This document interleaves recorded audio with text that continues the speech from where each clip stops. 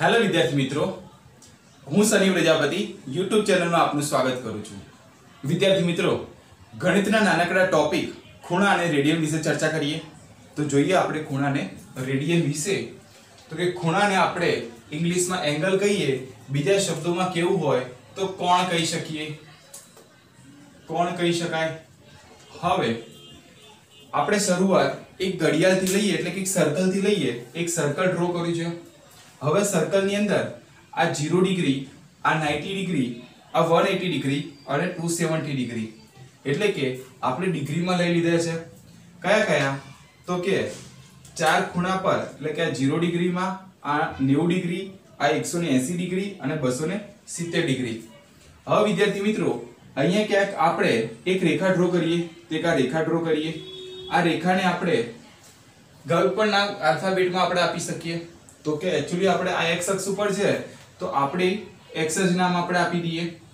બીજું, કોઈ બીજી એક રેખાને આપણે કોઈ પણ એક એંગલ પર, એટલે કે કોઈ પણ એક જગ્યાએ આપણે ડ્રો કરવામાં આવે આ સર્કલમાં, તો કે એને માન લો કે p નામ આપણે આપી દઈએ, બરાબર। તો કે આ રેખા OP એ પરિભ્રમણ કરે। શું કરે? પરિભ્રમણ કરે છે। એટલે એના ઉપરથી એક શબ્દ મને એક વાત યાદ આવે કે ભાઈ પૃથ્વીની ગતિ, આ જાણકારી માટે કે ભાઈ પૃથ્વીની ગતિ બે પ્રકારની હોય। કયા કયા પ્રકાર? તો કે પરિભ્રમણ અને પરિક્રમણ। તો કે પરિભ્રમણ અને પરિક્રમણ, આ શબ્દમાં શું ફરક પડે? તો મિત્રો ઘણો બધો ફરક પડે। પરિભ્રમણ કોને કહેવાય અને પરિક્રમણ કોને કહેવાય? તો કે પરિભ્રમણ એટલે કે માન લો કે અહીંયા કોઈ સૂર્ય હોય, એટલે કે આ આપણો કોઈ સૂર્ય ધગધગતો ગોળો, એની આસપાસ આવી રીતે બધા જ ગ્રહો માન લો કે આવેલા હોય, તો કે એ લંબવૃત્તીય રીતે ગતિ કરે છે, એટલે કે સૂર્યની આસપાસ પ્રદક્ષિણા કરી એવું કહી શકાય, અથવા તો એની કક્ષા એટલે કે ઓર્બિટમાં।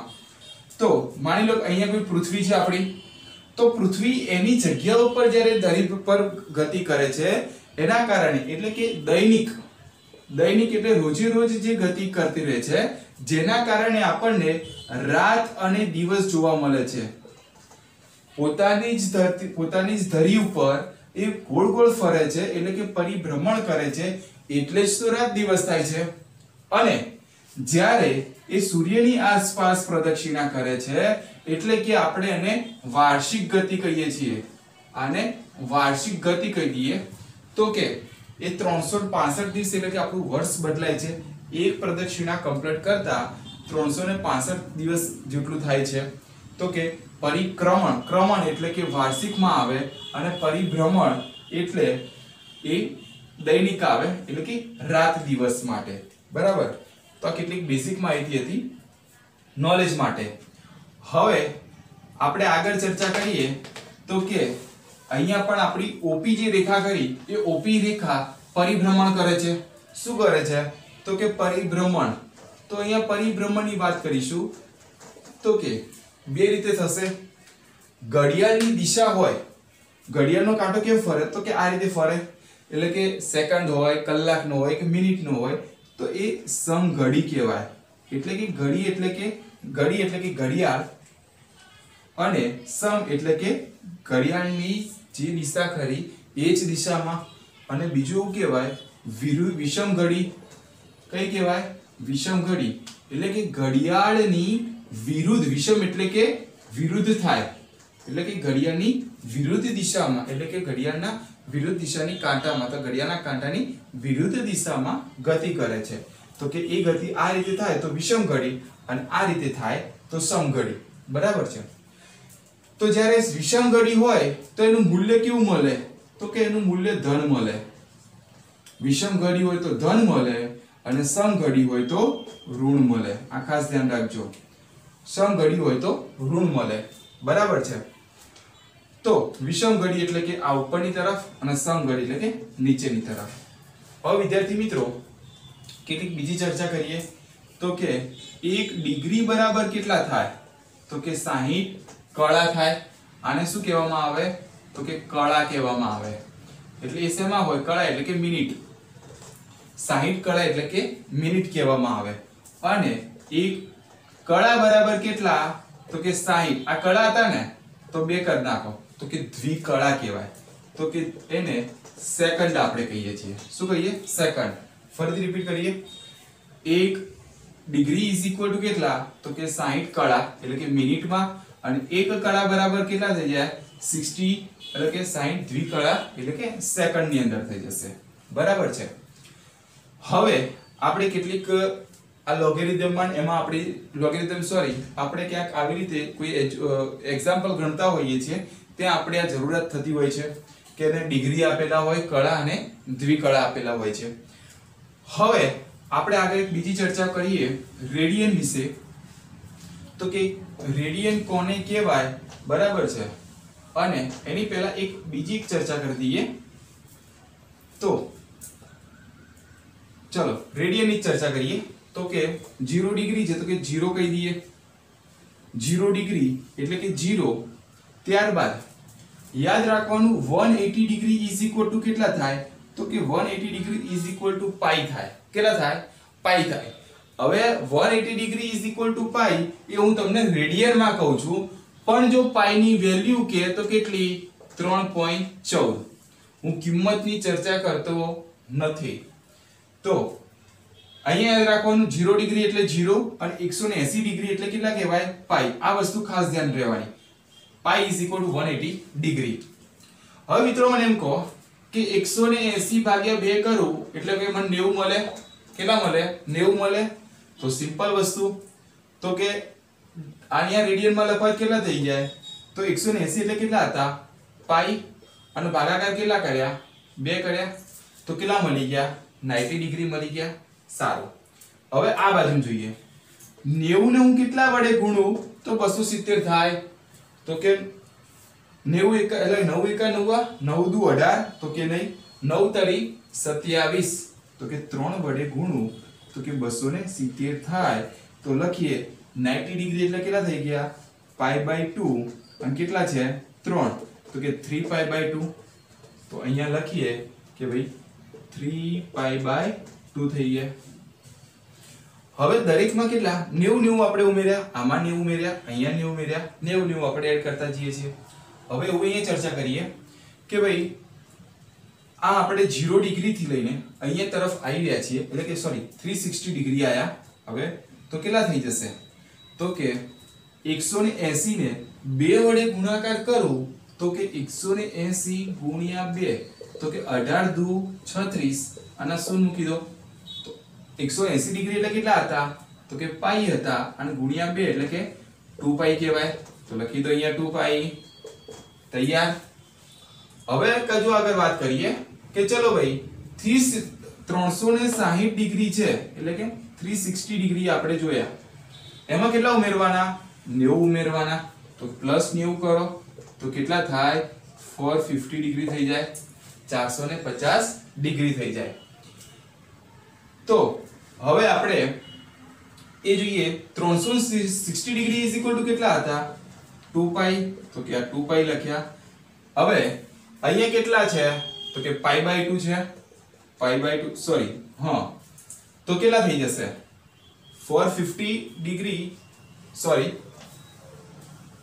આપણે 360 ડિગ્રી માં કેટલા ઉમેર્યા તો કે 450 તો 90 ને કેટલા વડે ગુણવામાં આવે તો કે 450 થાય તો કે 9 પંચા 45 થઈ જશે તો જોઈએ તો કે 90 એટલે કેટલા થઈ ગયા પાઈ બાય 2 તો એ આ પાઈ બાય 2 5 ના 5 તો કેટલા થયા 5 પાઈ બાય 2 તો લખી દો અહીંયા 5 પાઈ બાય 2 હવે વિદ્યાર્થી મિત્રો ડાયરેક્ટ લખીએ હવે અહીંયા પાઈ બાય 2 અને આગળ 1 ગણી લઈએ તો 1 અને હવે એમાં 4 ઉમેરતા 1 વત્તા 4 ઉમેરતા કેટલા આયા 5 આયા હતા ને તો હવે ડાયરેક્ટ લખીએ 5 માં કેટલા ઉમેરો 4 તો 5 ને 4 9 તો લખી દઈએ 9 પાઈ બાય 2 9 માં 4 ઉમેરો તો 13 પાઈ બાય 2 13 માં 4 ઉમેરો તો 17 પાઈ બાય 2 બરાબર એવી રીતે અહીંયા વાત કરીએ તો કે 3 હતા 3 માં 4 ઉમેરો તો કે 3 ને 4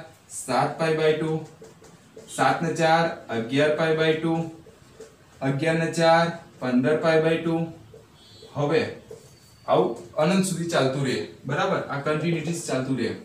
હવે તમને સમજાવું, અહીંયા 1 હતા, એક પછી બેકી સંખ્યામાં જ લેવાનું, 1 3, પછી આ 5, અહીંયા 7, અહીંયા 9 11 13 15, અહીં 17, તો અહીંયા 19, બરાબર છે, 19 π/2. એવું અહીંયા જોઈ લઈએ. અહીં 0 થી શરૂઆત કરી તો કે અહીંયા 1 એટલે કે પાઈ ની આગળ 1 કહેવાય, તો કે 0 1. હવે અહીંયા કેવા બેકી શકે 0 2, પછી 4 પાઈ 6 પાઈ 8 પાઈ આવું.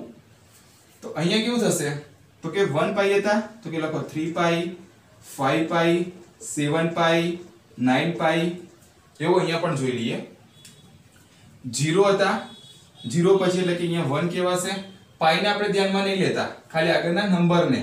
પછી 0 1, અહીં 2, અહીંયા 3, અહીંયા 4, અહીંયા 5, અહીંયા 6, અહીંયા 7, અહીંયા 8, તો અહીંયા 9. આવું કન્ટિન્યુઅસલી ચાલશે. એટલે કે આ બાજુમાં બધી બેકી સંખ્યાઓ અને આ બાજુમાં બધી એકી સંખ્યાઓ, બરાબર. આ વસ્તુ પર ધ્યાન આપવાનું. હવે રેડિયનની ચર્ચા કરતા હતા, તો કે આપણે મૂલ્યો લખ્યા, તો હવે એમાં થોડુંક આગળ જોઈએ તો કે 1 રેડિયન બરાબર કેટલા થાય, તો કે 1 રેડિયન બરાબર 180 ડિગ્રી ભાગ્યા પાઈ. હવે જુઓ 180 ડિગ્રીના 180 ડિગ્રી લખીએ આપણે, આ 180 ડિગ્રી લખી દઈએ, ભાગ્યા પાઈ ની કિંમત કેટલી, તો કે 3.14 લખીએ.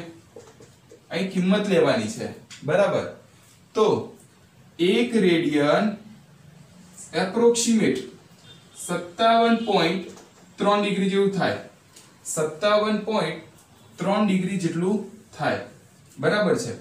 1 રેડિયન એપ્રોક્સિમેટ 57.3 ડિગ્રી જેટલું સમથિંગ થાય. હવે આપણે અહીંયા એવું શીખ્યા કે ભાઈ આ રેડિયન માંથી શેમાં કન્વર્ટ કર્યા, તો કે ડિગ્રીમાં. તો જોઈએ આપણે શું કરીએ. તો આ રેડિયન માંથી જ્યારે ડિગ્રીમાં જવું હોય તો આપણે જે ડિગ્રી કયા છે તો એને 180 ભાગ્યા પાઈ વડે ગુણાકાર કરી દેવાનો. જેમાં કન્વર્ટ કરવું હોય એટલે કે ડિગ્રીમાં કન્વર્ટ કરવું છે તો 180 ડિવાઇડ બાય પાઈ. હવે મારે માની લો કે અહીંયા આપણે શું છે તો કે ડિગ્રી છે. હવે એને શેમાં કન્વર્ટ કરવા છે તો કે એ આ રેડિયનમાં કન્વર્ટ કરવા છે. તો આપણે પેલું ઇઝ ઇક્વલ ટુ કરતા હતા કે ભાઈ આવી રીતના હોય x + y = x + z. આને ફોર એક્ઝામ્પલ આ બાજુ લાવવું હોય તો આ માઈનસ z થઈ જતા. એવું જ કંઈક કરો, સોરી અહીં છેદમાં આપણે લેતા હતા કે ભાઈ x + y, અહીંયા લખીએ કે ભાઈ 3/2, તો 2 નહીં લઈ જઈએ તો અંશમાં મલ્ટીપ્લાય થઈ જાય. એટલે કે અથવા તો આ વસ્તુને આખી લે અથવા તો z હોય તો કે 3/2 ને આ બાજુ લાવવા શું થઈ જાય તો x + y = 2/3 આવું લખીએ એટલે કે ઊંધું થઈ જતું. તો આ પદને આ બાજુમાં આવશે તો અંશનું છેદમાં છેદનું અંશમાં, તો કે π/180. હવે ડાયરેક્ટલી સમજાઈએ. ડિગ્રી જ્યારે કરવાનું હોય તો ઉપર ડિગ્રીમાં આવવું જોઈએ. રેડિયન જ્યારે કરવાના હોય તો પાઈ આપણે રેડિયનમાં હોવા જોઈએ. સમજી ગયા? ડિગ્રી હોય તો 180 ડિગ્રીમાં. અહીં જુઓ આપણે પહેલા ડિગ્રીમાં લખ્યા હતા, પછી આપણે પાઈ π/2 આ બધા રેડિયનમાં આવી ગયા. તો કે રેડિયન કર્યા ત્યારે આ પાઈ આપણને જોવા મળ્યા. એક એક્ઝામ્પલ જોઈ લઈએ એટલે આપણને થોડું વિશેષમાં ખ્યાલ આવે. હવે એક આપણે અહીંયા ઉગમ બિંદુ O લઈ લઈએ. આ કોઈ એક રેખા દોરી. હવે અહીંયા કોઈ ચાપ ડ્રો કરી નાખીએ. આ એને અનુલક્ષીને એક ચાપ ડ્રો કર્યો, બરાબર છે. તો એક રેખા ડ્રો કરી. અહીંનું નામ આપણે A કરી દઈએ, અહીંના નામને આપણે B કરી દઈએ. આ આપણી ત્રિજ્યા કહેવાય અને આ આપણું ચાપ એટલે કે લંબાઈ કહેવાય, બરાબર છે. એટલે કે ત્રિજ્યાને આપણે એવું કહી દઈએ કે ત્રિજ્યા આપણી 6 સેન્ટીમીટર અને ચાપ આપણો પાઈ સેન્ટીમીટરમાં લઈ લઈએ, બરાબર. તો એનું ડિગ્રી અને હવે એનું ડિગ્રી અને રેડિયન બંને ચેક કરી લઈએ. તો શું થશે? ત્રિજ્યા એટલે કે આપણે પહેલા અહીંયા આ એંગલ આપણો કયો થઈ જાય તો કે થીટા થઈ જશે. તો થીટા = સ્ટેરેડિયન, એને s વડે દર્શાવાય, સ્ટેરેડિયન ડિવાઇડ બાય ત્રિજ્યા એટલે કે r, રેડિયસ.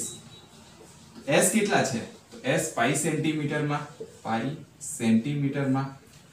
ત્રિજ્યા કેટલી છે 6 સેન્ટીમીટર, તો કે સેન્ટીમીટર સેન્ટીમીટર કેન્સલ, તો બાકી શું રહ્યું તો કે પાઈ બાય 6. હવે પાઈ બાય 6 આપડા શું કહેવાય તો કે રેડિયન કહેવાય. શું કહેવાય રેડિયન. તો કે આ રેડિયનમાં આપણને મળી ગયા. હવે રેડિયન માંથી ડિગ્રીમાં કન્વર્ટ કરીએ તો હમણાં સમજાયું કે ભાઈ પાઈ બાય 6 ગુણ્યા શેમાં કરવું છે આ રેડિયન માંથી ડિગ્રીમાં, તો શું આવશે 180 ડિવાઇડ બાય પાઈ. ડિગ્રી તો ડિગ્રી ઉપર લખી દો, તો કે પાઈ પાઈ કેન્સલ અને 6 તરી 18, તો કે જવાબ કેટલો આવ્યો 30 ડિગ્રી. તો વિદ્યાર્થી મિત્રો આવા કેટલાક એક્ઝામ્પલ જાતે પણ બનાવીને પ્રેક્ટિસ કરી શકાય કે રેડિયનમાંથી ડિગ્રી અને ડિગ્રીમાંથી રેડિયન. તો વિદ્યાર્થી મિત્રો આ કેટલીક ખૂણા અને રેડિયન વિશે ચર્ચા હતી. Thank you.